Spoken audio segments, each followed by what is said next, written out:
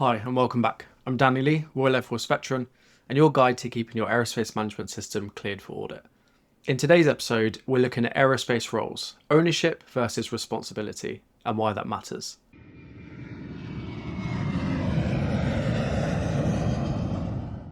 There's a quiet confusion that sits inside a lot of aerospace organisations, and it doesn't usually show up until something goes wrong.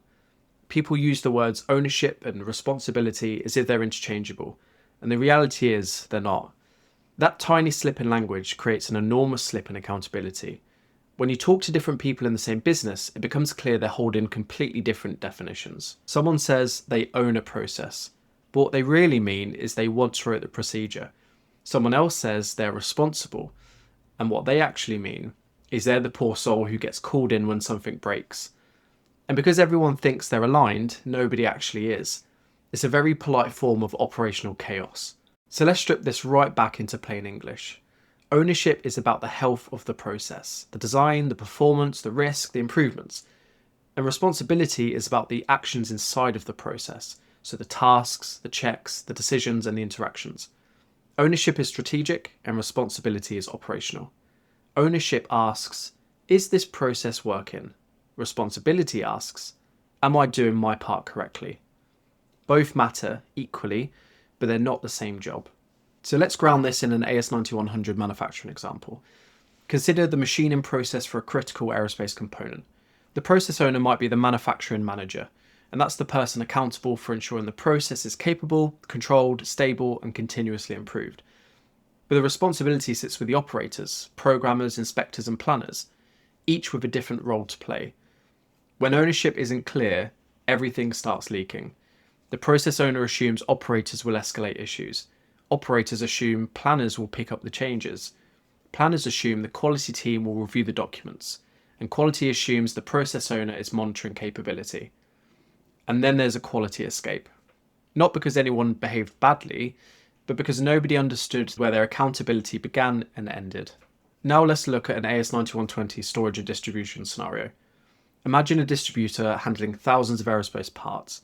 The quality manager might own the overall storage and traceability process, but responsibility is spread across warehouse staff putting items away, administrators booking stock in, supervisors checking paperwork, and pickers fulfilling orders. When ownership isn't clearly defined, small issues develop into big ones.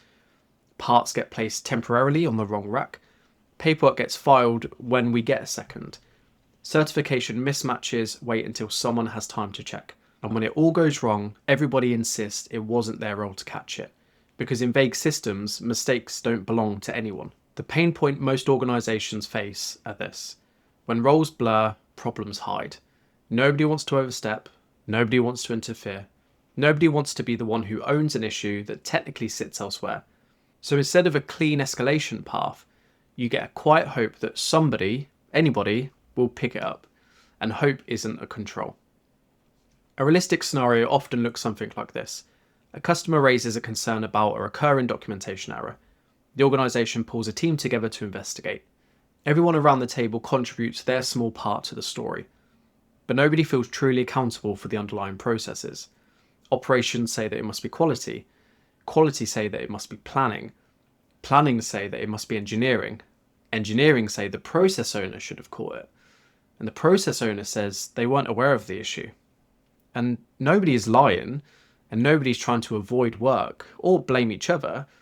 They're operating inside a system where ownership was never identified with enough clarity to make the accountability obvious. It's the system failing, not the people. When organisations finally try to fix this, they usually take one of two approaches. They either assign too much ownership to one person, turning them into a bottleneck, or they spread the responsibility so thinly across the organisation that nobody feels accountable for anything. Both extremes weaken control. Too much ownership turns the system into a queue. Too much responsibility turns the system into noise. The right approach is simpler and far more predictable. Ownership must sit with the person who shapes the process.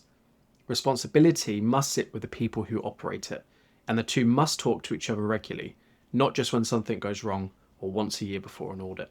A more effective practical approach looks something like this. Start with one process. Define who owns it, and this is the person who's accountable for its design, performance, risk, and improvements. Then list every key activity inside the process and assign responsibility for each one. Next, have a simple, honest conversation with the people responsible for operating within the process.